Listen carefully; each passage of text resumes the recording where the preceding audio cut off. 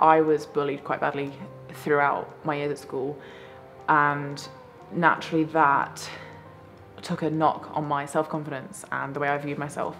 Tall women are just models, and I think a lot of people are like, oh, you're tall, you could be a model, but it's like, I'm not built like a model. So if you don't fit that criteria, what am I?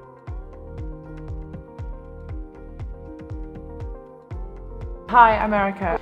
So I'd never actually done any sport before. I just sort of was always tall, never really had a sport, but I was always like a chubby kid until I had friends at work that were rowing at uni, and they just sort of said, why don't you just do it? You've got the perfect build for it. It was one of them things where I think probably 2 or 3 sessions in, I was just sort of like, this is what I want to be doing.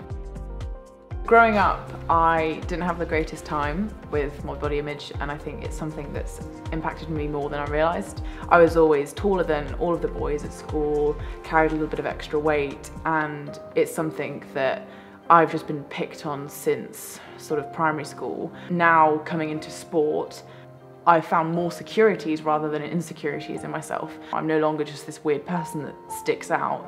I'm almost glad you said those things to me, because it's almost made me who I am now, and I'm proud to say that my body does what it does. I think especially because a lot of us have come either from school or in university, we're still in quite a schoolish environment.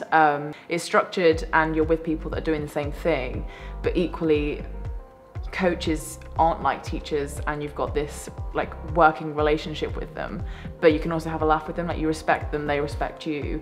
You learn like resilience, you know that you've got to persevere, and you learn how to set goals and how to work towards things. So I think you just have such a completely different mindset that you no longer focus on just how you look and that's who you are. You have so many different qualities that aren't defined by the way that you look. When you go through a bit of a tough time and you've been picked on a lot, it's quite lonely and it's quite a sad experience.